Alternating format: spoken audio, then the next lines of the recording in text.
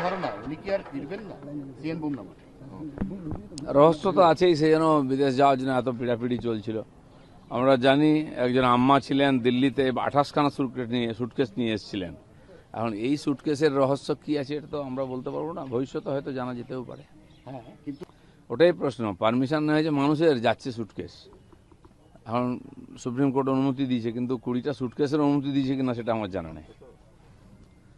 বলো। অভিষেক বন্দ্যোপাধ্যায়ের সমস্ত মামলার রক্ষা কবচে আবেদনের শুনানি, মোট 16টা মামলা বিচারাধীন রয়েছে আজকে। কেস তো প্রতিদিন বাড়ছেই, আরও হবে। মানুষ ভয়ে কথা বলতো না, ডায়মন্ড হারবার থেকেই সমস্ত মামলা আসবে। যাদের অত্যাচারিত হয়েছে, যাদের লুট হয়েছে, দোকানপাট দখল হয়ে গেছে, তো ওনারই অনুপ্রেরণাই হয়েছে, তো ধীরে ধীরে সমস্ত সামনে আসবে। সুমিত রায়ের 4টে মামলার রক্ষা কবচেও আজকে আবেদন, সবাই রক্ষা কবচ চাইছে। রক্ষা কবচ না, যারা কোর্টকে মানতো না, অস্বীকার করতো, আজকে কথায় কথায় কোর্টে যাচ্ছে কেন? ওরা রক্ষা কবচ, কোর্ট কতদিন রক্ষা কবচ দেবে? যে অপরাধ করেছে তদন্ত হচ্ছে, তথ্য সামনে এলেই কিছু রক্ষা কবচ থাকবে না। এ সাময়িক হয়তো একটু ওই জেরা থেকে তাকে অ্যাভয়েড করার জন্য এই ধরনের রাস্তা খোঁজা হচ্ছে। মসজিদে মাইক খোলা নিয়ে প্রতিবাদে আজকে পথে নামছেন সিদ্দিকুল্লাহ চৌধুরী, যে সিদ্দিকুল্লাহ চৌধুরীর বিরুদ্ধে একাধিকবার নিজেরই যারা সমর্থক কর্মী তাদেরকে কন্ট্রোলে না রাখতে পারার অভিযোগ উঠেছে বারবার। এইসব কিছু লোক আছে উটকো হঠাৎ ভেসে ওঠে, যারা হেরে ভূত হয়ে গেছে, মানুষকে খেপিয়ে একদিন যে রাজনীতি করে এসছে, মুসলমান সমাজকে ঠিকানাই নিয়েছিল এরা। মুসলমানরা গত 15 বছরে কি পেয়েছে একবার হিসাব করে হোক। কেন্দ্রের পাঠানো কিছু টাকা তাদেরকে ঘুষ দেওয়া হয়েছে, একটা স্টাইপেন্ড 2জনকে 3জনকে দেওয়া হয়েছে। তারা বাধ্য আজকে অন্যায় ঝান্ডার তলায় হাঁটতে। এখন তারা সবচেয়ে বেশি কনফিউজ, কোন ঝান্ডাটার তলায় হাঁটবেন, কোন ঝান্ডা হাতে নেবেন। সেই জন্য মুসলমানরাও চিন্তাভাবনা করুন কাকে নেতা বলে মানবেন, যারা সত্যি তাদের সমাজের উন্নয়নে চায়, নাকি তাদের দিয়ে রুটি সেকে নিচ্ছে এরকম লোককে। ককরোচ আন্দোলন বা সিজেপি আন্দোলন ঘিরে ঝাড়খণ্ড উত্তপ্ত, কিন্তু ঝাড়খণ্ড নিয়ে কারুর মুখে কোনো কথা ইন্ডি জোটের মুখে তো কোনো কথাই নেই। ইন্ডি জোটের মুখে দেখুন, ওখানে কোশ্চেন লিগকে নিয়ে ছাত্ররা আন্দোলন করছেন, আর তাদের সে অধিকার আছে। কিন্তু যারা দিল্লিতে নাটক করেছিল, রাজনৈতিক ড্রামা হলো ওখানে মন্ত্রীকে পদত্যাগ করার জন্য, তাদের কিন্তু মাঠে দেখা যাচ্ছে না। আমার তো মনে হয় এটা ছাত্রদের আন্দোলন করার অধিকার আছে, তারা করেই থাকেন, কিন্তু এই তারা দালাল ছিল ছাত্রদের নাম করে, লোককে বোকা বানিয়েছে, তারা এক্সপোজ হয়ে গেছে এই সুযোগে। রাহুল গান্ধী তার বিবৃতি দিলেন, ছাত্রদের পক্ষে বিবৃতি দিলেন, কিন্তু দিল্লিতে তিনি পৌঁছে গেছিলেন, ঝাড়খণ্ডে আসার সময় হলো না। না, সেই জন্য আসবেন হয়তো, জবাব তো দিতেই হবে, দিল্লি হোক আর ঝাড়খণ্ডই হোক। এই যে ছাত্রদের খেপিয়ে যারা রুটি সেঁকেছে রাজনীতির, তাদেরকে জবাব দিতেই হবে সমাজের সামনে। না, এটাই জিজ্ঞাসা যে দিল্লিতে গরম ঝাড়খণ্ডে নরম, এর কারণটা স্ট্যান্ড পয়েন্টটা। কারণ তাদের সরকার, আসলে কোনো না কোনোভাবে নরেন্দ্র মোদীজিকে টার্গেট করতে হবে। আর বিদেশি গডফাদারদের অঙ্গুলি হেলনে অর্থে এই সমস্ত কিছু হচ্ছে, তো নরেন্দ্র মোদীকে কোনো না কোনোভাবে টার্গেট কারোর মাধ্যমে করার চেষ্টা হচ্ছে। কিন্তু এখানকার জনতা খুবই সজাগ, তারা খুবই অভিজ্ঞ। গণতন্ত্র আজকে নয়, আমাদের এখানে যুগ যুগ ধরে আছে। আর সেই গণতন্ত্রকে কেউ যদি বিভক্ত করতে চায়, ক্ষতবিক্ষত করতে চায়, সাধারণ মানুষই ঢাল হয়ে দাঁড়াবে।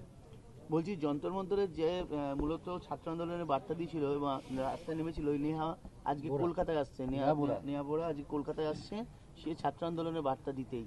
অভিযোগ উঠছে যে উনি কোনো মঞ্চ পাননি, কারণ ওনারা মঞ্চ চেয়েছিলেন, বিভিন্ন কারণ দেখিয়ে সেই মঞ্চের পারমিশনটা শেষ পর্যন্ত এই শুনুন, যে নেতার নেত্রী হয়, যার পিছনে লোক থাকে, তার মঞ্চ লাগে না, রাস্তাই তার মঞ্চ।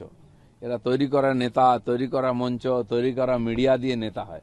আমরা দেখেছি কমিউনিস্টদের যে অনুযায়ী আন্দোলন হতো ওখানে, আর ওখান থেকে নিয়ে এসে এখানে ভোটে লড়ানো হতো। এইটা করা হয়েছে, তারা কোথায় গেল আজকে? এই যে হঠাৎ ক্রিয়েটেড নেতা রাতারাতি হয়ে যায় না, মানুষ তাদেরকে স্বীকার করে না।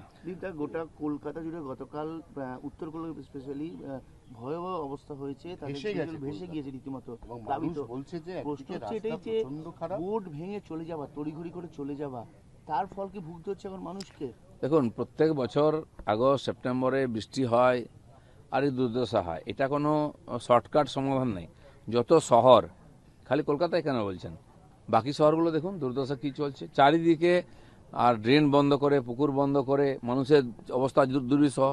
টাকা পয়সা দিয়ে জোর করে পারমিশন করে নিয়ে বাড়ি করে নিয়েছে। যে পুকুরগুলোতে জল জমা হতো সেই পুকুরগুলো নাই, বাইরে বেরোবার ড্রেন নাই, এবং পুরো শহরকে গ্রামাঞ্চলে বড় বড় বাড়ি করে পঞ্চায়েতের আইনের সুযোগ নিয়ে, কোনো আইন ছিল না, আমরা নতুন আইন বানাচ্ছি পঞ্চায়েতে যাতে এই ধরনের বদমাইশি না হয়।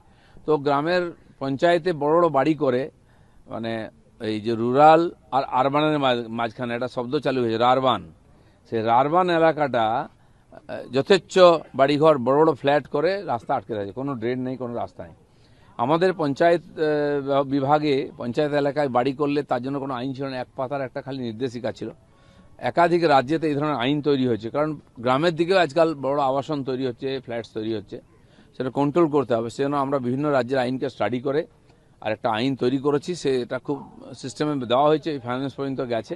খুব তাড়াতাড়ি আমরা রুল নিয়ে আসছি যাতে ঠিক শহরের মতোই সমস্ত আইন কানুন করে ওখানে বাড়ির পারমিশন পাওয়া যাবে। কিন্তু দিলীপদা, একদিকে রাস্তাঘাটের অবস্থা খুব খারাপ, ভাঙাচোরা, তার মধ্যে যে কোনো বৃষ্টিতেই জল জমছে। এই যে 3-4টে বড় বৃষ্টি হলো, কোনোটাতেই জল সরছে না।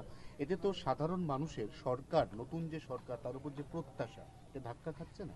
বিভিন্ন ঘটনা আমরা জানি। আমফানে 7 দিন জল ছিল, রাস্তা বন্ধ ছিল, সরকার বলেছে 7 দিন আগে কিছু হবে না। কলকাতায় বৃষ্টি হলে আর গঙ্গায় যদি বান আসে বা জোয়ার আসে, তখন জল নিকাশি ব্যবস্থা ঠিক হয় না, গঙ্গাই আমাদের মাধ্যম। তো এটা প্রায় হয়ে থাকে, 2-3 ঘন্টা ডুবে যায়। গত বছর আমরা দেখেছিলাম দক্ষিণ কলকাতায় ভবানীপুর থেকে আরম্ভ করে বালিগঞ্জে কি ভয়ঙ্কর পরিস্থিতি হয়েছিল। কলকাতার অভিজ্ঞতা নতুন নয়, ঠনঠনিয়া কালীবাড়ি এলাকায় বিস্তীর্ণ এলাকা জল জমে একেবারে কল স্ট্রিট পর্যন্ত। তো এইগুলোর স্থায়ী সমাধান করতে হবে ধীরে ধীরে, পুরো প্ল্যান করে, মাস্টার প্ল্যান করে। পুরনো ড্রেন, আন্ডারগ্রাউন্ড যে ড্রেন, সেগুলো জমে গেছে, বৃষ্টিটাকে পরিষ্কার করা উচিত এবং স্থায়ী সমাধানের জন্য রাস্তা বার করতে হবে, খালের সঙ্গে সম্পর্ক বার করতে হবে।